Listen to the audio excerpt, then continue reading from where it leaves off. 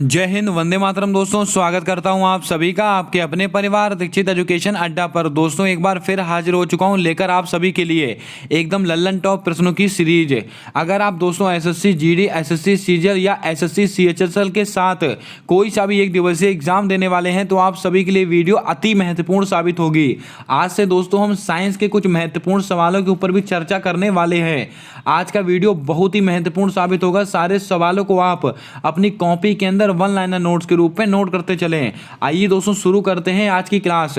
दोस्तों आज का हमारा पहला सवाल कहता है कि फीफा विश्व कप 2026 का आयोजन कहां पर होगा? अमेरिका में होगा, कनाडा में होगा, मैक्सिको में होगा या उपरोक्त सभी, यानी कि सभी जगह होगा। आप कोई सा भी एग्जाम देने वाले हो, आपकी परीक्षा में फीफा से सवाल बनने की प्रबल संभावना है।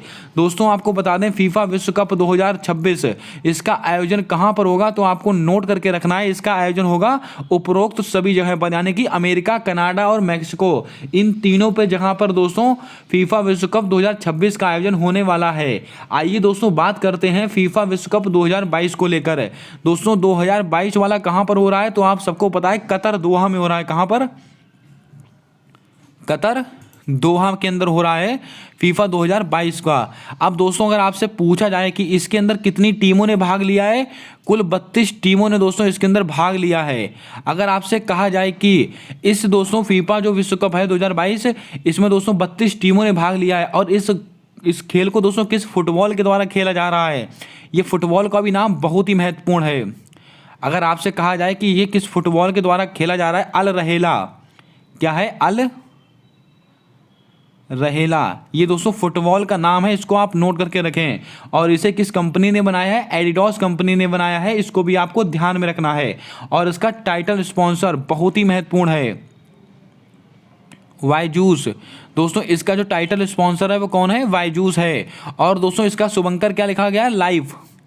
लाइफ इसका शुभंकर रखा गया है। इतनी चीज़ों को आपको नोट करके रखना है। दोस्तों मैंने आपको क्या क्या बताया है?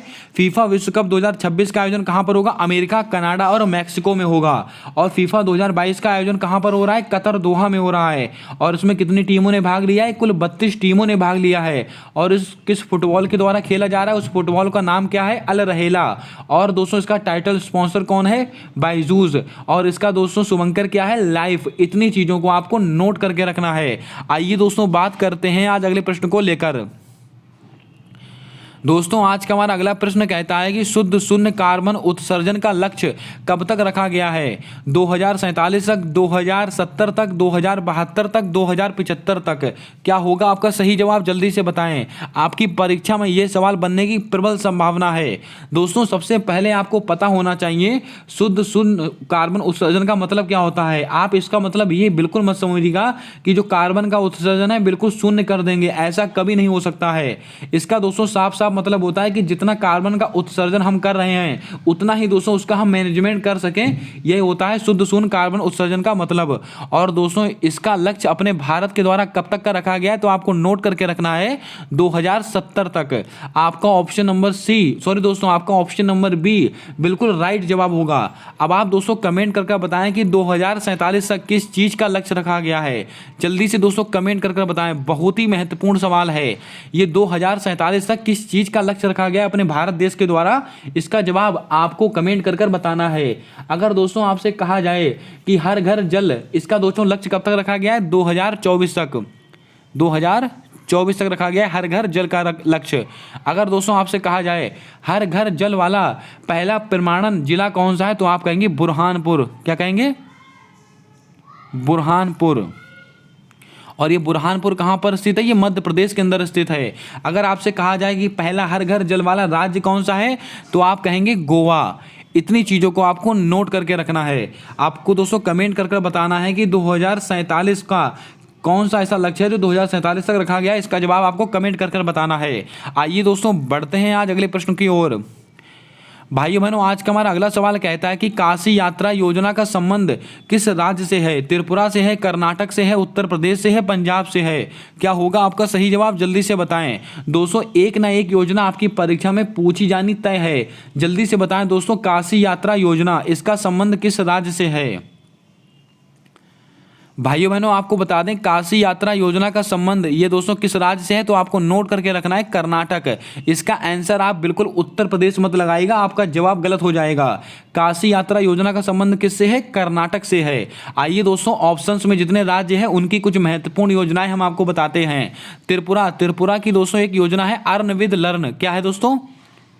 Earn with learn. ये दोस्तों किसकी योजना है? ये त्रिपुरा की योजना है। और त्रिपुरा के दोस्तों वर्तमान में मुख्यमंत्री कौन है? डॉक्टर मानिक शाह। दोस्तों डॉक्टर मानिक शाह कहाँ के मुख्यमंत्री हैं? त्रिपुरा के मुख्यमंत्री बनाए गए हैं। अर्न विद लर्न यानी कि दोस्तों सीखो भी और कमाओ भी, इसका मतलब होता है। ये कहाँ की योजना है? त्रिपुरा की। दोस्तों उत्तर प्रदेश की योजना है एक जिला एक उत्पाद योजना। कौन कौन सी दोस्तों? अगर आपसे कहा जाए कि एक जिला एक उत्पाद, ये दोस्तों कहाँ की योजना है? ये उत्तर प्रदेश की योजना है। अगर आपसे कहा जाए एक विधायक पेंशन योजना, एक विधायक पेंशन योजना, ये दोस्तों कहाँ की योजना है? ये पंजाब की योजना है। इसको भी आपको ध्यान में रखना है। उम्मीद करता हूं दोस्तों आपने सारे सवालों को यहाँ से नोट कर लिया होगा। अब आप दोस्तों कमेंट कर बताएं कि राजस्थान के अंदर फ्री कोचिंग को लेकर कौन सी योजना चलाई गई है। इसका जवाब आपको कमेंट में छाप कर बताना है। आइए दोस्तों बात करते हैं आज अगले प्रश्न को लेकर। दोस्तों आज का हमारा अगला प्रश्न कहता है कि मेंडोस नामक चक्रवात का नामकरण किसने किया है? आप सब जानते हैं कि मेंडोस चक्रवात से तमिलनाडु में कितनी जबरदस्त तरीके से क्षति पहुंची है, अभी हाल ही की खबर है। अब आप कमेंट करके बताएंगे कि दोस्तों अब आपको आंसर बताना है कि मेंडोस नामक चक्रवात का नामकरण किसने किया है? श्रीलंका ने, म्यांमार ने, पाकिस्तान ने या संयुक्त अरब अमीरात ने? क्या होगा आपका सही जवाब? जल्दी से बताइएगा। यहाँ पर मैं आपको 3 से 4 सवाल बताऊंगा जो अति महत्वपूर्ण होंगे। भाइयों बहनों आपको बता दें मेंडोस नामक जो चक्रवात है इसका नामकरण किसने किया है, तो आपको नोट करके रखना है ये संयुक्त अरब अमीरात के द्वारा किया गया है। आपका ऑप्शन नंबर डी बिल्कुल सही जवाब होगा। अब बात करते हैं दोस्तों ऑप्शंस को लेकर। श्रीलंका ने दोस्तों किसका नामकरण किया है? तो आप कहेंगे असनी। जो दोस्तों असनी नाम किसने दिया है? श्रीलंका ने दिया है। अगर आपसे कहा जाए म्यांमार, इसने दिया था तौकाते। अब दोस्तों पाकिस्तान में 2021 में एक चक्रवात आया था, उसको दिया था नाम गुलाब। इसको भी आपको ध्यान में रखना है। ये सारे नाम आपको नोट करके रखने हैं। कोई सा भी नाम आपकी परीक्षा में आपसे पूछा जा सकता है। दोस्तों असनी का अर्थ क्या होता है? क्रोध। असनी का अर्थ होता है क्रोध। अगर आपसे कहा जाए तौकाते यानी कि दोस्तों आवाज करने वाली छिपकली, किसका अर्थ होता है? ये तौकाते का अर्थ होता है। दोस्तों जो मेंडोस है, मेंडोस इसका दोस्तों अर्थ क्या होता है? तो आपको नोट करके रखना है। इसका अर्थ होता है खजाना। क्या होता है? खजाना। पूरी जानकारी को आपको नोट करना है। कोई सा भी सवाल एसएससी आपसे पूछ सकता है, आप सतर्क रहिएगा। उम्मीद करता हूं आपने सारे सवालों को यहां से नोट कर लिया होगा। आइए दोस्तों बढ़ते हैं आज अगले प्रश्न को लेकर। दोस्तों यहां पर संयुक्त अरब अमीरात अगर नाम आया है तो आपको 2 से 3 चीजें यहां पर याद रखनी है। होप मिशन किसके द्वारा भेजा गया है? संयुक्त अरब अमीरात के द्वारा। और राशिद रोवर मिशन किसके द्वारा भेजा गया है? संयुक्त अरब अमीरात के द्वारा। और विश्व की पहली पेपरलेस सरकार कौन सी है? संयुक्त अरब अमीरात। इतनी चीजें आपको और भी ध्यान में रखनी है। आइए बात करते हैं आज अगले प्रश्न को लेकर। दोस्तों आज का हमारा अगला सवाल कहता है कि स्टैच्यू ऑफ नॉलेज का अनावरण कहां पर किया गया है? इसके ऊपर स्टार लगाएगा। अगर आप एसएससी जीडी का एग्जाम देने वाले हैं तो आपकी परीक्षा में इस स्लाइड से 100% सवाल बनेगा। स्टैच्यू ऑफ नॉलेज इसका अनावरण कहां पर किया गया है? हैदराबाद में किया गया है, महाराष्ट्र में किया गया है, राजस्थान में किया गया है या गुजरात में किया गया है? क्या होगा आपका सही जवाब? जल्दी से बताएं। भाइयों बहनों आपको बता दें स्टैच्यू ऑफ नॉलेज इसका अनावरण कहां पर किया गया है, तो आपको नोट करके रखना है ये महाराष्ट्र में किया गया है। कहां पर? ऑप्शन नंबर बी महाराष्ट्र में। महाराष्ट्र में भी कहां पर किया गया यह भी आपको पता होना चाहिए। दोस्तों एक स्थान है लातूर। क्या है? लातूर। वहां पर किया गया है महाराष्ट्र में। और ये किसकी प्रतिमा है? तो आपको कहना है doctor Bhimrao Ambedkar. Doctor Bhimrao Ambedkar. Doctor Bhimrao Ambedkar की प्रतिमा है स्टैच्यू ऑफ नॉलेज। आइए दोस्तों बात करते हैं ऑप्शंस को लेकर। दोस्तों हैदराबाद, यहां पर दोस्तों क्या किया गया? स्टैचू ऑफ इक्वलिटी ये दोस्तों कहाँ पर बनाई गई है? ये दोस्तों हैदराबाद में बनाई गई है। और किसकी मूर्ति है? संत रामानुजाचार्य। किसकी मूर्ति है? रामानुजाचार्य, इनकी मूर्ति है। लेकिन दोस्तों इसकी अगर आपसे ऊंचाई पूछी जाए तो आप कहेंगे 216 फीट। ये बहुत ही महत्वपूर्ण है, 216 फीट इसकी ऊंचाई है। इसको भी आपको नोट करके रखना है। स्टैचू ऑफ इक्वलिटी कहाँ पर स्थित है? हैदराबाद में स्थित है। किसकी मूर्ति है? संत रामानुजाचार्य जी की मूर्ति है। और दोस्तों समानता का प्रतीक है, इसको आपको ध्यान में रखना है। अगर आपसे कहा जाए राजस्थान, यहाँ पर क्या स्थित है? Statue of peace. Statue of peace ये कहाँ पर स्थित है? ये दोस्तों राजस्थान में स्थित है। और एसएससी जीडी की परीक्षा में ये सवाल पिछले वर्ष पूछा गया था। गुजरात दोस्तों यहाँ पर क्या स्थित है? Statue of unity. क्या है दोस्तों? Statue of unity. ये दोस्तों कहाँ पर स्थित है? गुजरात में। कौन से द्वीप पर है? साधु वेग द्वीप। इसको आप नोट करके रखिएगा। और किसकी मूर्ति है? सरदार वल्लभ भाई पटेल जी की मूर्ति है। और कितनी ऊंचाई है? 182 मीटर की ऊंचाई है। और किसने बनाया था इसको? राम सुथार ने बनाया था। इतनी चीजें आपको नोट करके रखनी है। ये सारे सवाल आपकी परीक्षा में पूछे गए सवाल हैं और आपसे पूछे भी जाएंगे। उम्मीद करता हूँ आपने यहाँ से सारे प्रश्नों को अच्छे से सुना होगा, अच्छे से नोट किया होगा। आइए बढ़ते हैं आज अगले प्रश्न की ओर। दोस्तों आज का हमारा अगला प्रश्न कहता है कि भारत की पहली इलेक्ट्रॉनिक बैंक गारंटी शुरू करने वाला बैंक कौन सा है? ओरिएंटल बैंक है, यूको बैंक है, एचडीएफसी बैंक है या यूनाइटेड बैंक है? क्या होगा आपका सही जवाब? जल्दी से बताएं। यहाँ पर जितने बैंक दे रखे हैं सारे बैंक अति महत्वपूर्ण हैं। दोस्तों भारत का पहला ऐसा बैंक है जिसने इलेक्ट्रॉनिक बैंक गारंटी शुरू की है। वह कौन सा बैंक है? तो आपको नोट करके रखना है, वह बैंक है एचडीएफसी। आपका ऑप्शन नंबर सी बिल्कुल राइट जवाब होगा। आइए दोस्तों ऑप्शंस को लेकर थोड़ी बातें करते हैं। यूको बैंक, अगर आपसे कहा जाए कि रुपया व्यापार को शुरू करने वाला पहला बैंक, अगर आपसे कहा जाए कि रुपया व्यापार शुरू करने वाला, रुपया व्यापार को शुरू करने वाला बैंक कौन सा है दोस्तों? ये है हमारा UCO bank. Very important question है, इसको आप ध्यान में रखेंगे। अब दोस्तों बात करते हैं ओरिएंटल बैंक और यूनाइटेड बैंक। आपको बता दें ओरिएंटल बैंक और यूनाइटेड बैंक इन दोनों का विलय किसमें हुआ है? पंजाब बैंक में हुआ है। इसको भी आपको नोट करके रखना है, कई बार परीक्षा में सवाल रिपीट हुआ है। अब आप दोस्तों कमेंट करके बताएंगे कि विजया बैंक और देना बैंक कौन सा दोस्तों? अगर आपसे कहा जाए कि विजया बैंक और देना बैंक, इन दोनों बैंकों का विलय किस बैंक में हुआ है? इसका जवाब आपको कमेंट में छाप कर बताना है। उस बैंक का नाम आपको कमेंट कर कर बताना है। आइए दोस्तों बात करते हैं आज अगले प्रश्न को लेकर। दोस्तों आज का हमारा अगला प्रश्न कहता है कि ऑक्सफोर्ड वर्ड 2022 किसे चुना गया है? ये सवाल भी बहुत ही महत्वपूर्ण है, आपकी परीक्षा में आपसे पूछा जा सकता है। एंजाइटी को चुना गया है, ग्लोबिन मोड को चुना गया है, कोवैक्स को चुना गया है या महामारी को चुना गया है? क्या होगा आपका सही जवाब? जल्दी से बताएं। ऑक्सफोर्ड वर्ड 2022 ये किसको चुना गया है? तो आपको नोट करके रखना है, ये दोस्तों ग्लोबिन मोड को चुना गया है। आपका ऑप्शन नंबर बी बिल्कुल राइट जवाब होगा। अगर आपसे कहा जाए वर्ड ऑफ चिल्ड्रन, दोस्तों ऑक्सफोर्ड के द्वारा अगर आपसे कहा जाए वर्ड ऑफ चिल्ड्रन, दोस्तों बच्चों के लिए कौन सा वर्ड चुना गया है? ये एंजाइटी माने चिंता। ये दोस्तों ऑक्सफोर्ड का वर्ड ऑफ द चिल्ड्रन है, इसको आप ध्यान में रखेंगे। दोस्तों वर्ड ऑफ द ऑक्सफोर्ड के द्वारा वर्ड ऑफ द ईयर 2021 में किसको चुना गया था? कोवैक्स को चुना गया था। इसका मतलब होता है गाय। इसको आप ध्यान में रखेंगे। उम्मीद करता हूं दोस्तों आपने यहां से सारे प्रश्नों को अच्छे से नोट कर लिया होगा। अगर आपको क्लास अच्छी लग रही हो, प्रश्न समझ में आ रहे हो, तो जल्दी से वीडियो को लाइक कर दें। और चैनल पर अगर आप नए हैं तो चैनल को सब्सक्राइब करके बेल वाला आइकन ध्यान से दबा लें, क्योंकि दोस्तों आने वाली सारी वीडियोस के अपडेट आप तक आसानी से पहुंचते रहें। आइए दोस्तों बात करते हैं आज अगले प्रश्न को लेकर। हमारा अगला सवाल कहता है कि the man who changed India किसकी पुस्तक है? बहुत ही महत्वपूर्ण सवाल है, आपकी परीक्षा में आपसे पूछा जाने वाला सवाल है।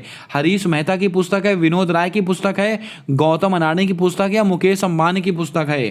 क्या होगा आपका सही जवाब? जल्दी से बताएं। The man who changed India ये किसकी पुस्तक है? तो आपको नोट करके रखना है, ये गौतम अडानी की पुस्तक है।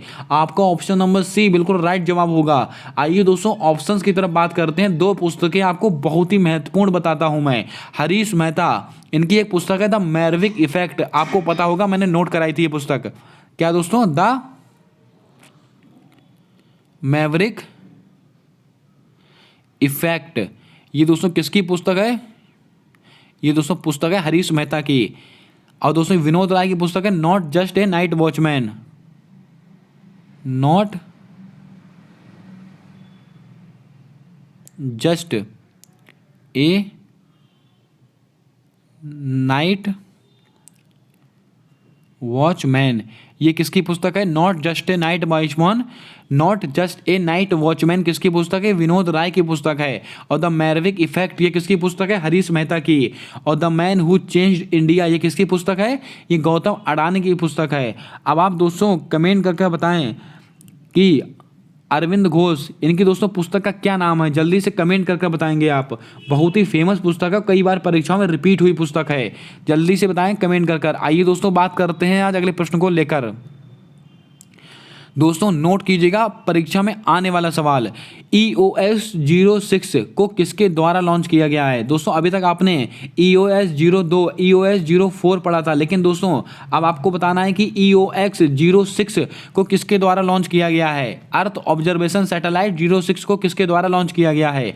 PSLV C52, PSLV C53, PSLV C54, SSLV। क्या होगा आपका सही जवाब? जल्दी से बताएं। दोस्तों इसका उत्तर आप अच्छी तरह से समझ गए होंगे। EOS 06 इसको किसके द्वारा लॉन्च किया गया है? इसको लॉन्च किया गया है PSLV C54 के द्वारा। आपका ऑप्शन नंबर सी बिल्कुल सही जवाब होगा। और ये दोस्तों कहाँ का मिशन है? ये भूटान का मिशन है।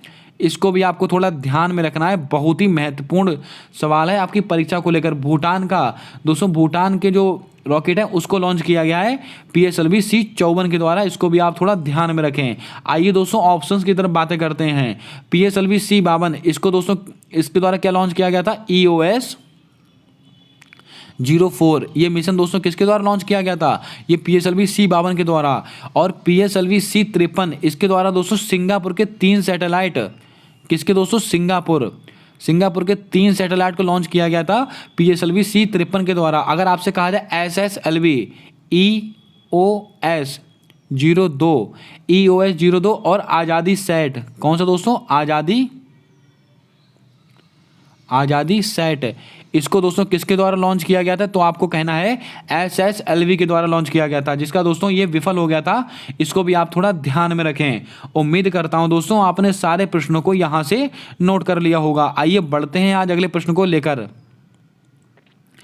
दोस्तों आज का हमारा अगला सवाल कहता है कि NCC दोस्तों इसकी स्थापना किस समिति की सिफारिश पर हुई है? दोस्तों सबसे पहले कमेंट में छाप कर बताएं कि NCC की फुल फॉर्म क्या होती है। इसका जवाब आपको कमेंट कर बताना है। अब हमारा सवाल कहता है कि NCC की स्थापना किस समिति की सिफारिश पर हुई है? शिवरमन समिति, कुंजरू समिति, विजय केलकर समिति या संथानम समिति? चारों समितियां अति महत्वपूर्ण हैं, चारों के बारे में थोड़ी बात करने वाले हैं। दोस्तों NCC इसकी स्थापना कब हुई है? तो आपको कहना है 1948 में हुई है। और किस समिति की सिफारिश पर हुई है? कुंजरू समिति की सिफारिश पर हुई है। लेकिन दोस्तों कब हुई है? 1948। इसको आप ध्यान में रखें। अब दोस्तों NCC की फुल फॉर्म, इसका जवाब आपको कमेंट में छाप कर बताना है। और दोस्तों किस समिति की सिफारिश पर हुई है? कुंजरू समिति। इसको नोट करके रखें, परीक्षा में पूछा गया प्रश्न है। शिवरमन समिति दोस्तों इसके द्वारा किसकी स्थापना हुई थी? नाबार्ड दोस्तों, नाबार्ड की स्थापना हुई है शिवरमन समिति की द्वारा। और नाबार्ड की स्थापना कब हुई थी? 12 जुलाई 1984। इसको भी आप ध्यान में रखें, इसको आप एक बार रीचेक कर लेंगे अपने से। अब दोस्तों बात करते हैं, और नाबार्ड के द्वारा दोस्तों एक कार्यक्रम चलाया गया था, जीवा कार्यक्रम। इसको यहीं पे नोट कर लीजिएगा, यह भी सवाल बहुत ही महत्वपूर्ण है। विजय केलकर समिति ये दोस्तों GST से संबंधित है, 20 बार मैं आपको बता चुका हूं। गुड्स एंड सर्विस टैक्स और GST कैसा कर है? ये दोस्तों एक अप्रत्यक्ष कर है, इसको भी आपको ध्यान में रखना है। और GST कौन सा संविधान संशोधन है? 101वां संविधान संशोधन। और GST को भारत में कब से लागू किया गया था? 1 जुलाई 2017 को। इतनी चीजें आपको पता होनी चाहिए। संथानम समिति दोस्तों केंद्रीय सतर्कता आयुक्त, बहुत ही महत्वपूर्ण सवाल है ये। केंद्रीय सतर्कता आयुक्त, ये दोस्तों इसकी स्थापना केंद्रीय सतर्कता आयोग, इसकी स्थापना हुई संतानम समिति की सिफारिश पर, और इसके वर्तमान में हेड कौन है? सुरेश पटेल। इसको भी आप ध्यान में रखें। उम्मीद करता हूं आपने सारे प्रश्नों को नोट कर लिया होगा। आइए बढ़ते हैं आज अगले प्रश्न को लेकर। दोस्तों हमारा आज का अगला सवाल है कि किसने घर वेब पोर्टल 2022 को लॉन्च किया है?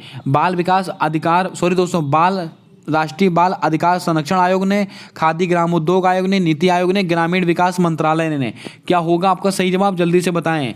दोस्तों घर वेब पोर्टल किसने लॉन्च किया है? तो आपको नोट करके रखना है, ये लॉन्च किया गया है राष्ट्रीय बाल अधिकार संरक्षण आयोग के द्वारा। और ये दोस्तों इसका अधिनियम कब का है? 2005 का अधिनियम है। इसको भी आपको ध्यान में रखना है। आपका ऑप्शन नंबर ए बिल्कुल राइट जवाब होगा। घर वेब पोर्टल किसने लॉन्च किया है? राष्ट्रीय बाल अधिकार संरक्षण आयोग। अब दोस्तों बात करते हैं ऑप्शंस को लेकर। खादी ग्राम उद्योग आयोग यानी कि KVIC, इसका अधिनियम कब का है? 1956 का अधिनियम है। और इसने दोस्तों कौन सा पोर्टल लॉन्च किया? नॉलेज पोर्टल इसके द्वारा लॉन्च किया गया है। नीति आयोग, इसकी स्थापना कब हुई है? 1 जनवरी 2015 को इसकी स्थापना हुई। इसने कौन सा पोर्टल लॉन्च किया है? अमृत पोर्टल। ये दोस्तों किसने लॉन्च किया है? ये नीति आयोग के द्वारा लॉन्च किया गया है। इसको भी आप नोट करके रखें। ग्रामीण विकास मंत्रालय ने दोस्तों जल दूत ऐप, क्या है? जल दूत ऐप, ये किसने लॉन्च की है? तो आपको कहना है ग्रामीण विकास मंत्रालय। अब दोस्तों आप कमेंट करके बताएंगे कि वर्तमान समय में भारत के जल शक्ति मंत्री कौन है? इसका जवाब आपको कमेंट कर बताना है। जितने सवाल दोस्तों मैं आपको कमेंट करने को कह रहा हूँ, सारे के सारे जवाब आपको कमेंट में छाप कर बताने हैं, जिससे कि दोस्तों आपके दिमाग में सारे सवाल फीड हो जाएं, आप कभी उन्हें भूलेंगे नहीं। आइए दोस्तों बात करते हैं आज अगले प्रश्न को लेकर। दोस्तों आज का हमारा अगला प्रश्न कहता है कि अट्टुकल पोंगल त्योहार किस राज्य में मनाया जाता है? तमिलनाडु, असम, केरल या पश्चिम बंगाल? क्या होगा आपका सही जवाब? जल्दी से बताएं। दोस्तों फेस्टिवल और दोस्तों यहाँ पर डांस आपके लिए अति महत्वपूर्ण है। हर परीक्षा में 1 से 2 सवाल आपकी पूछा ही जाता है। दोस्तों अट्टुकल पोंगल ये किस राज्य में मनाया जाता है? तो आपको नोट करना है, गलती नहीं करनी है। ये केरल में मनाया जाता है। आपका ऑप्शन नंबर सी बिल्कुल राइट जवाब होगा। केरल में ही दोस्तों ओणम मनाया जाता है। क्या? ओणम। अगर आपसे कहा जाए कि ओणम त्योहार कहाँ मनाया था? केरल में। अगर दोस्तों आपसे कहा जाए पोंगल, अगर केवल आपसे पोंगल पूछा जाए तो आप कहेंगे तमिलनाडु में मनाया जाता है। लेकिन अगर अट्टुकल पोंगल पूछा जाएगा तो आप कहेंगे केरल। इसको आप ध्यान में रखें, बहुत ही महत्वपूर्ण सवाल है, बहुत ही बारीक सवाल है। यहाँ पर गलती होने की बहुत ज़्यादा संभावनाएं रहती हैं। दोस्तों पश्चिम बंगाल में डोल उत्सव मनाया जाता है।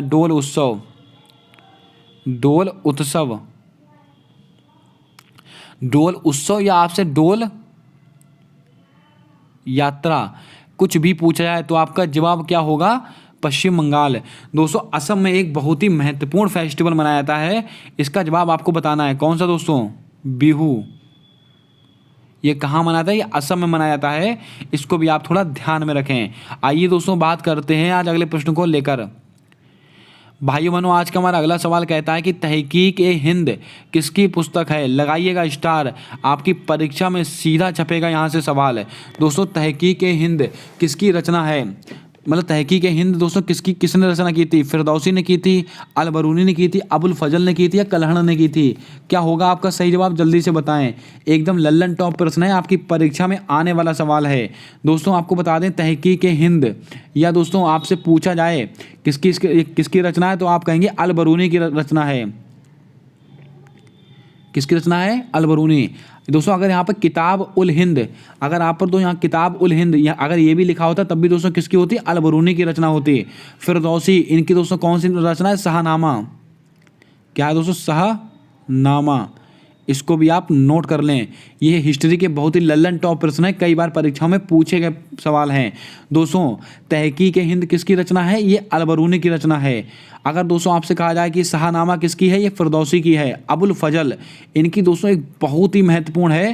दोस्तों जल्दी से कमेंट करके बताएं उनकी कौन सी इनकी रचना है, बहुत ही फेमस रचना है, जल्दी से बताएं। कलहड़ इनकी दोस्तों राज तरंगिणी, ये दोस्तों किसकी रचना है? ये दोस्तों है पुस्तक ये कलहण की है। इसी में दोस्तों जम्मू कश्मीर का इतिहास लिखा हुआ है, किसके अंदर, राज तरंगनी के अंदर। इसको आप नोट करके रखें।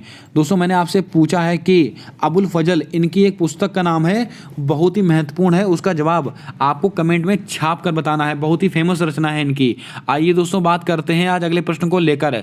भाइयों बहनों, आज का हमारा अगला सवाल कहता है कि पल्लव वंश का संस्थापक कौन थे? कडफिसस, बिंबसार, विजयानंद या सिंह विष्णु? क्या होगा आपका सही जवाब, जल्दी से बताएं। एकदम परीक्षा वाला सवाल है आपकी, जल्दी से बताएं क्या होगा आपका सही जवाब। दोस्तों पल्लव वंश, इसके संस्थापक कौन थे? तो आपको नोट कर लेना है, इसके संस्थापक थे सिंह विष्णु। आपका ऑप्शन नंबर डी बिल्कुल सही जवाब होगा। अब बात करते हैं ऑप्शंस को लेकर। कडफिसस, ये दोस्तों किसके? कुषाण वंश के। कुषाण वंश, कुषाण वंश के शासक कौन है? कडफिसस। बिंबसार, ये दोस्तों हर्यक वंश के हैं, हर्यक वंश।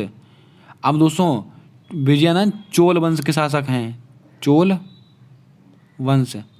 इसको आप नोट करेंगे। दोस्तों पल्लव वंश के संस्थापक कौन हैं? सिंह विष्णु हैं। और कुषाण वंश के संस्थापक कौन हैं? कडफिसस हैं। अब दोस्तों हर्यक वंश के संस्थापक कौन हैं? बिंबसार हैं। चोल वंश के कौन हैं? विजयानंद हैं। दोस्तों दंती दुर्ग, दंती दुर्ग, ये दोस्तों किस वंश के संस्थापक हैं? जल्दी से कमेंट में छाप कर बताइएगा। बहुत ही महत्वपूर्ण नाम है आपकी परीक्षा के लिए। आइए दोस्तों बात करते हैं आज अगले प्रश्न को लेकर। हमारा अगला सवाल कहता है कि खानवा का युद्ध किसके बीच में लड़ा गया था? लगाइएगा स्टार। आपकी परीक्षा का सवाल आपके सामने हाजिर है। जरूर दोस्तों यहाँ से आपकी परीक्षा में सवाल उठेगा। राणा सांगा और बाबर के बीच में, बाबर और इब्राहिम लोदी के बीच में, बैरम खां और हेमू के बीच में, मराठा और अहमद शाह अब्दाली के बीच में? क्या होगा आपका सही जवाब, जल्दी से बताएं। खानवा का युद्ध किसके किसके बीच में लड़ा गया था? तो आपको दोस्तों ध्यान में रखना है, बहुत ही महत्वपूर्ण सवाल है। यह राणा सांगा और बाबर के बीच में लड़ा गया था। आपका ऑप्शन नंबर ए बिल्कुल सही जवाब होगा। अब ये युद्ध हुआ कब था? खानवा का युद्ध हुआ कब था? 1500, इसकी डेटें आप नोट कर लीजिएगा, दिमाग में छाप के रखिएगा। 1527 में हुआ था। अब बात करते हैं ऑप्शंस को लेकर। अगर आपसे कहा जाए कि बाबर और इब्राहिम लोदी के बीच में, इसका दोस्तों क्या हुआ था? पानीपत का प्रथम युद्ध हुआ था। पानीपत का प्रथम युद्ध हुआ था। ये दोस्तों द्वितीय युद्ध कौन सा? बैरम खां और हेमू के बीच में द्वितीय युद्ध हुआ था। और मराठा और अहमद शाह अब्दाली के बीच में ये तृतीय युद्ध हुआ था। इसको मैंने लाइन से लगाया जिससे कि आपको याद हो जाए। इनकी डेटें भी आपको याद होनी चाहिए। दोस्तों बाबर और इब्राहिम लोदी के बीच में पानीपत का प्रथम युद्ध हुआ था। और ये कब हुआ था? 1526 में हुआ था। सेकेंड दोस्तों कब हुआ था? 1556 में हुआ था। और 1761 में दोस्तों तृतीय युद्ध हुआ था। इसको भी आपको नोट करके रखना है। उम्मीद करता हूं दोस्तों आपने यहां से सारे प्रश्नों को नोट कर लिया होगा। दोस्तों कहने को केवल एक सवाल है, लेकिन दोस्तों यहां से आपको 8 सवाल यहां से आपसे पूछे जा सकते हैं। राणा सांगा और बाबर के बीच में कौन सा युद्ध हुआ है?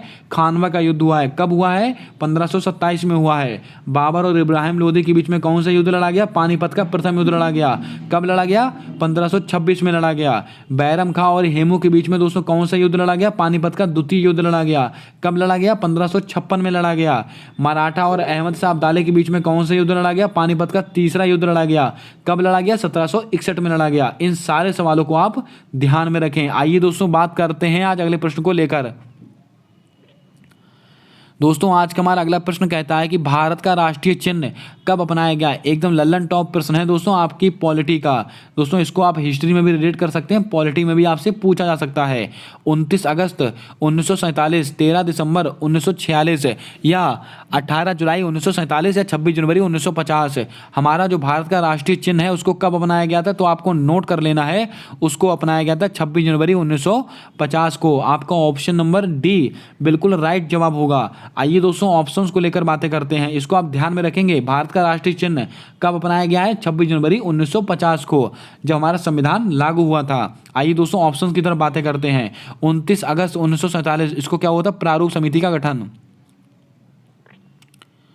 प्रारूप समिति। अगर आपसे कहा जाए कि प्रारूप समिति का गठन कब हुआ था? 29 अगस्त 1947। 13 दिसंबर 1946, इसको क्या हुआ था? उद्देश्य प्रस्ताव का प्रस्ताव आया था। उद्देश्य प्रस्ताव। दोस्तों उद्देश्य प्रस्ताव कब आया था? ये 13 दिसंबर 1946 है। लेकिन उद्देश्य प्रस्ताव को लागू कब किया गया? ये बहुत ही महत्वपूर्ण सवाल बनता है। उद्देश्य प्रस्ताव को लागू कब किया गया? तो आप कहेंगे 22 जनवरी 1947। इस तारीख को भी आप नोट करके रखें। उद्देश्य प्रस्ताव कब आया था? 13 दिसंबर 1946 को। लेकिन लागू कब किया गया था? 22 जनवरी 1947 को। 18 जुलाई 1947 को इसको क्या हुआ था?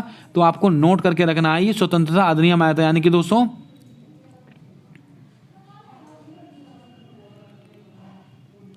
स्वतंत्रता एक्ट ये कब आया था? 18 जुलाई 1947 को। इसको भी आपको ध्यान में रखना है। ये दोस्तों ऐसे सवाल हैं जो बार बार परीक्षाओं में रिपीट होते हैं, इसलिए दोस्तों मैं इसको आपको बार बार रिवाइज करा रहा हूँ। कई बार मैं इस सवाल को ले चुका हूँ। इसको आप बहुत ही सावधानी से और दोस्तों सीरियस होकर याद कीजिएगा। आइए दोस्तों बात करते हैं आज अगले प्रश्न को लेकर। दोस्तों आज का हमारा अगला सवाल कहता है कि इंद्रावती, वैनगंगा और प्राणहिता ये किसकी सहायक नदियां हैं? ब्रह्मपुत्र नदी की, गोदावरी नदी की, कृष्णा नदी की या कावेरी नदी की? ये सहायक नदियां और दोस्तों उन पर बांध आपकी परीक्षा के लिए ब्रह्मास्त्र वाले सवाल हैं। इंद्रावती, वैनगंगा और प्राणहिता ये दोस्तों किसकी सहायक नदियां हैं? तो आपको नोट करके रखना है। ये दोस्तों सब की सब गोदावरी की सहायक नदियां हैं। आपका ऑप्शन नंबर बी बिल्कुल राइट जवाब होगा। आइए दोस्तों ऑप्शन को लेकर थोड़ी बातें करते हैं। दोस्तों हमारा अगला जो है ब्रह्मपुत्र नदी, इसके ऊपर दोस्तों कौन कौन सी है? सुबनसिरी,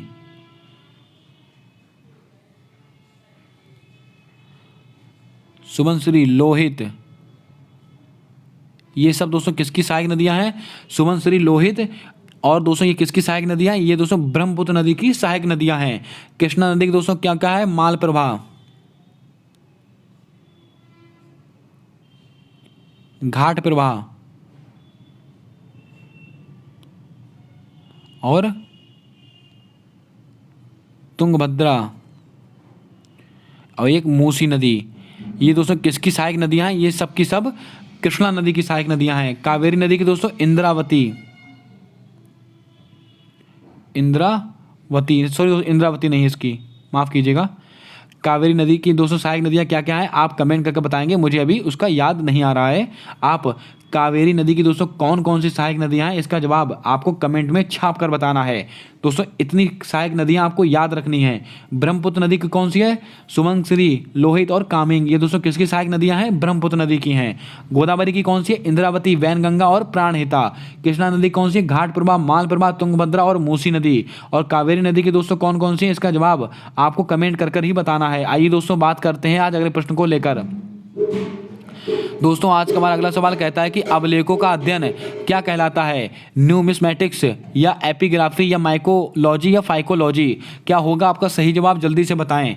एकदम लल्लन टॉप प्रश्न है, अगर आप दोस्तों अच्छे से इसको जान पाएंगे तो। अभिलेखों का अध्ययन क्या कहलाता है? तो आपको नोट करके रखना है, इसको कहते हैं एपिग्राफी। आपका ऑप्शन नंबर बी बिल्कुल सही जवाब होगा। लेकिन दोस्तों इसके ऑप्शंस बहुत ही मजेदार हैं। न्यूमिस्मेटिक्स, इसमें दोस्तों क्या किया था? इसमें सिक्कों का अध्ययन किया जाता है। अगर आपसे कहा जाए कि सिक्कों का अध्ययन,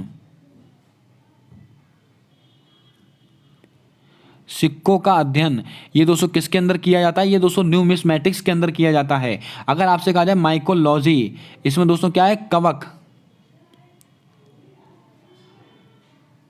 कवक का अध्ययन, ये दोस्तों किसके अंदर होता है? ये माइकोलॉजी। दोस्तों कवक ने भारत देश को अपना मायका समझ रखा है, जो भारत देश में बार बार आ जाता है। आपने दोस्तों कोरोना के टाइम पे सुना होगा ब्लैक फंगस, येलो फंगस, फलाना फंगस, ढिमाका फंगस, मेरी फंगस ही फंगस लग गई थी हमारे भारत देश में, हमारे जीवन में। दोस्तों तो कवक ने क्या समझ रखा है? भारत को अपना मायका समझ रखा है। इसको आप ऐसे याद करेंगे, थोड़ा फनी वे में याद करेंगे, आपको याद हो जाएगा। माइकोलॉजी का संबंध किससे? कवक से है। और फाइकोलॉजी का शैवाल से। शैवाल, इसको आप ध्यान में रखेंगे। और दोस्तों लाइकेन, कवक और शैवाल का सहजीवन क्या होता है? लाइकेन कहलाता है। इसको भी आपको पता होना चाहिए, आपको पता होगा। आइए दोस्तों बात करते हैं आज अगले प्रश्न को लेकर। हमारा अगला प्रश्न कहता है कि सती प्रथा का अंत किसने किया था? एलन बरो ने किया था, ईश्वर चंद्र विद्यासागर ने किया था, विलियम बेंटिक ने किया था, राजा राम मोहन राय ने किया था? क्या होगा आपका सही जवाब? जल्दी से बताएं। हिस्ट्री का एकदम लल्लन टॉप प्रश्न है, कई बार परीक्षाओं में रिपीट हुए सवाल हैं। दोस्तों सती प्रथा का अंत किसके द्वारा किया गया था? तो आपको नोट करके रखना है, ये विलियम बेंटिक के द्वारा किया गया था। और विलियम बेंटिक के द्वारा कब किया गया था? 1829 में किया गया था। इसको भी आपको ध्यान में रखना है। अब दोस्तों किसकी सिफारिश पर किया गया था? राजा राम मोहन राय की सिफारिश पर किया गया था। और सती प्रथा का दोस्तों जो उल्लेख है वो कहाँ पर मिलता है? ऐरण अभिलेख। कहाँ मिलता है दोस्तों? ऐरण अभिलेख। इतनी चीज़ें दोस्तों आपको याद ही रखनी है, आपकी परीक्षा के लिए मोस्ट इंपॉर्टेंट सवाल है, इसको आप ध्यान में रखें। और राजा राम मोहन राय ने किसकी स्थापना की थी? ब्रह्म समाज की स्थापना की थी। और कब की थी? 1828 ईस्वी में की थी। इसको भी आपको ध्यान में रखना है। दोस्तों अगर आपसे कहा जाए ईश्वर चंद्र विद्यासागर, इन्होंने दोस्तों कौन सी प्रथा का अंत किया है? जल्दी से बताएं। ईश्वर चंद्र विद्यासागर और एलन बोरो, इन दोनों ने भी दोस्तों कुछ कुछ प्रथाओं के अंत किए हैं। दोस्तों एक ने किया है दास प्रथा का अंत। किसने? दास प्रथा। एक ने दोस्तों दास प्रथा का अंत किया, दूसरे ने कौन सा किया है? इसका जवाब आपको कमेंट करके बताना है। इसको मुझे भी याद नहीं आ रहा है, इसका जवाब आपको कमेंट कर कर बताना है। दोस्तों एलन बरो और ईश्वर चंद्र विद्यासागर, इसको आप रीचेक कर कर कमेंट कर कर बताएंगे कि इन दोनों ने कौन कौन से दोस्तों, एक ने किया है विधवा विवाह, एक ने दोस्तों विधवा विवाह और एक ने दास प्रथा, विधवा विवाह। एक ने दोस्तों विधवा विवाह का दोस्तों अंत किया था जो प्रथा थी, एक दास प्रथा का अंत किया था। इन दोनों प्रथाओं का अंत दोस्तों एलन बरो और ईश्वर चंद्र विद्यासागर ने किया था। लेकिन दोस्तों इसको आप एक बार रीचेक कर लेंगे खुद से कि किसने कौन सी प्रथा का अंत किया है। आइए दोस्तों बात करते हैं आज अगले प्रश्न को लेकर। दोस्तों आज का हमारा अगला सवाल कहता है कि हथकरघा दिवस कब मनाया जाता है? 7 अगस्त को मनाया जाता है, 14 अगस्त को मनाया जाता है, 11 जुलाई को मनाया जाता है या 22 मई को मनाया जाता है? क्या होगा आपका सही जवाब? जल्दी से बताएं। हथकरघा दिवस ये कब सेलिब्रेट किया जाता है? तो आप कहेंगे 7 अगस्त को किया जाता है। 7 अगस्त 1905। दोस्तों ध्यान कीजिएगा, स्वदेशी आंदोलन कहाँ से शुरू हुआ था? टाउन हॉल कोलकाता से शुरू हुआ था। आप सबको पता है विदेशी वस्तुओं का बहिष्कार, इसको आपको ध्यान में रखना है। दोस्तों हथकरघा दिवस 7 अगस्त। और इसी दिन दोस्तों एक और दिवस मनाया था, भाला फेंक दिवस। कौन सा दोस्तों? भाला फेंक दिवस। ये कब सेलिब्रेट किया जाता है? तो आप कहेंगे 7 अगस्त को किया जाता है। 14 अगस्त इसको दोस्तों क्या हुआ था? विभाजन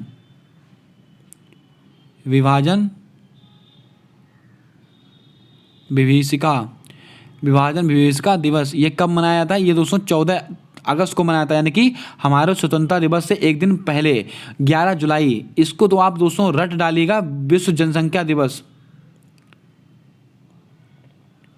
विश्व जनसंख्या दिवस ये दोस्तों कब मनाया था? ये मनाया जाता है अपना 11 जुलाई को। और इस बार की थीम क्या है? 8 बिलियन, क्योंकि दोस्तों 8 अरब इस बार की थीम है, इसको आप ध्यान में रखें।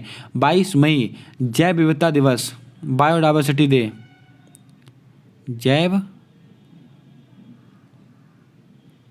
विविधता दिवस।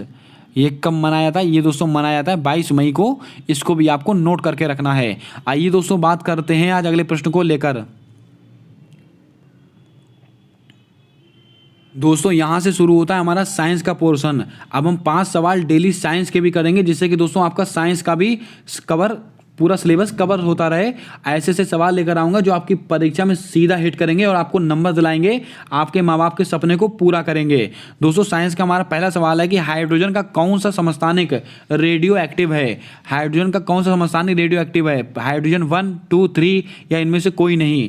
दोस्तों हाइड्रोजन के कितने समस्थानिक होते हैं? आप सबको पता होगा कि 3 समस्थानिक होते हैं, बच्चे को पता है। लेकिन उसमें से दोस्तों ऐसा कौन सा समस्थानिक है जो रेडियो एक्टिव है? बहुत ही लल्लन टॉप सवाल है, इसको आप नोट करके रखें। हाइड्रोजन का तीसरा समस्थानिक यानी कि ट्राइटियम, ये दोस्तों रेडियो एक्टिव होता है, इसको आप नोट करके रखना है। दोस्तों H1, H2 और H3 इसका दोस्तों क्या है? हाइड्रोजन के 3 समस्थानिक हैं। और हाइड्रोजन की खोज किसने की थी? कैवेंडिश ने की थी। किसने? हाइड्रोजन की खोज दोस्तों कैवेंडिश नामक वैज्ञानिक ने की थी। इसको भी आपको ध्यान में रखना है। उम्मीद करता हूं आपने नोट कर लिया होगा। आइए दोस्तों बात करते हैं आज अगले प्रश्न को लेकर। हमारा अगला सवाल कहता है कि रेडियो एक्टिविटी की खोज किसने की थी? हेनरी बेकरल ने की थी, कैवेंडिश ने की थी या जॉन डाल्टन ने की थी या बुलगंग पाउली ने की थी? क्या होगा आपका सही जवाब? जल्दी से बताएं। एकदम छुपा रुस्तम लल्लन टॉप सवाल है। दोस्तों रेडियो एक्टिविटी की खोज ये किसने की थी? तो आपको नोट कर लेना है, ये खोज की थी हेनरी बेकरल ने। आपका ऑप्शन नंबर ए बिल्कुल सही जवाब होगा। और और कैवेंडिश ने किसकी खोज की है? अभी मैंने आपको बताया था हाइड्रोजन की। हाइड्रोजन की खोज की है किसने? कैवेंडिश ने। इसको आपको ध्यान में रखना है। और रेडियो एक्टिविटी की खोज किसने की है? हेनरी बैकरल ने की है। जॉन डाल्टन, इन्होंने क्या किया? परमाणु सिद्धांत दिया है। परमाणु सिद्धांत, ये दोस्तों परमाणु सिद्धांत किसने दिया है? जॉन डाल्टन ने दिया। वुल्फगंग पाउली, इन्होंने दोस्तों अपवर्जन का नियम दिया है। कौन सा? अपवर्जन का नियम दिया है। वुल्फगंग पाउली ने अपवर्जन का नियम दिया है, इसको भी आपको ध्यान में रखना है। आइए दोस्तों बात करते हैं आज अगले प्रश्न को लेकर। दोस्तों हमारा अगला सवाल कहता है कि निम्नलिखित में समस्थानिक से संबंधित विकल्प है। लगाइएगा स्टार। आपके दोस्तों बहुत जबरदस्त कॉन्सेप्ट बताने वाला हूँ। परमाणु क्रमांक समान होते हैं, न्यूट्रॉन की संख्या समान होती है, द्रव्यमान की संख्या समान होती है, इनमें से कोई नहीं। दोस्तों हमसे सवाल पूछा है कि समस्थानिक से संबंधित उदाहरण कौन सा है इसमें से? क्या समस्थानिकों की परमाणु क्रमांक समान होता है, या न्यूट्रॉन की संख्या समान होती है, द्रव्यमान की संख्या समान होती है? दोस्तों आपने बहुत बार सुना होगा समस्थानिक और संभारिक। आज मैं आपको समझाता हूँ ये होता क्या है। दोस्तों समस्थानिक, आप एक जैसे कि आप कोई तत्व लीजिए, एक्स ले लिया हमने, मान लीजिएगा यहाँ पर लिखा हुआ है 5, यहाँ पर लिखा हुआ है मान लीजिए 10, ये लिखा हुआ है, ठीक है। अब देखिए दोस्तों समस्थानिक क्या होता है? जिसका परमाणु क्रमांक समान होता है। दोस्तों ये नीचे वाला क्या होता है? परमाणु क्रमांक। और ये क्या होता है? परमाणु भार। आप समझ रहे होंगे दोस्तों। ऐसे तत्व जिनका दोस्तों परमाणु क्रमांक समान है, अगर जिनका परमाणु क्रमांक समान है तो वो क्या कहलाएंगे? समस्थानिक कहलाएंगे। यानी कि आपका ऑप्शन नंबर ए बिल्कुल राइट जवाब होगा। ऐसे तत्व जिनका परमाणु क्रमांक समान होगा वो क्या कहलाएंगे? वो दोस्तों कहलाएंगे हमारे समस्थानिक। और ऐसे तत्व जिनका परमाणु भार कह लो या द्रव्यमान संख्या कह लो, एक ही बात है। परमाणु भार या द्रव्यमान संख्या समान है तो आप क्या कहेंगे? उनको दोस्तों कहेंगे संभारिक। क्या कहेंगे दोस्तों? संभारिक। अगर द्रव्यमान संख्या समान है तो क्या हो जाएगा? तो हो जाएगा दोस्तों संभारिक। अगर दोस्तों परमाणु क्रमांक और परमाणु भार इनका अंतर समान है तो क्या हो जाएंगे? समन्यूट्रॉनिक। इसको आप ध्यान में रखें, बहुत ही लल्लन टॉप सवाल है आपकी परीक्षा के लिए। आप आज के बाद दोस्तों आप इसको कभी भूलेंगे नहीं। समस्थानिक क्या होते हैं? जिनका परमाणु क्रमांक समान होता है। और संभारिक क्या होते हैं? जिनका परमाणु भार समान होता है। और समन्यूट्रॉनिक क्या होता है? जिनके परमाणु भार और परमाणु क्रमांक का अंतर समान होता है, वे होते हैं समन्यूट्रॉनिक। उम्मीद करता हूं आप समझ गए होंगे। आइए दोस्तों बढ़ते हैं आज अगले प्रश्न को लेकर। दोस्तों हमारा अगला सवाल है कि नमक का निर्माण किससे होता है? कमजोर अम्ल, कमजोर क्षार, मजबूत अम्ल, मजबूत क्षार, कमजोर क्षार, मजबूत अम्ल, मजबूत क्षार, कमजोर अम्ल। दोस्तों एकदम सवाल का दोस्तों खिचड़ी हो चुकी है। जल्दी से बताएं आपका सही जवाब क्या होगा। और ये सवाल दोस्तों सुपर टेट की परीक्षा में पूछा गया प्रश्न है। इसके साथ ही कई सारी परीक्षाओं में बार बार रिपीट हुआ सवाल है। दोस्तों नमक का निर्माण किससे होता है तो आपको नोट करके रखना है। ये बनता है हमारा मजबूत अम्ल और मजबूत क्षार से। आपका ऑप्शन नंबर बी बिल्कुल राइट जवाब होगा। इसके ऊपर आप वेरी इंपॉर्टेंट लगाकर नोट करेंगे। आइए दोस्तों बात करते हैं आज अगले और अंतिम सवाल की ओर। हमारा आज का अगला और अंतिम सवाल है सबसे ठंडी गैस कौन सी मानी जाती है?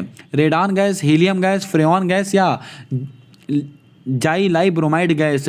क्या होगा आपका सही जवाब? जल्दी से बताएं। बहुत ही लल्लन टॉप सवाल है आपकी परीक्षा को लेकर।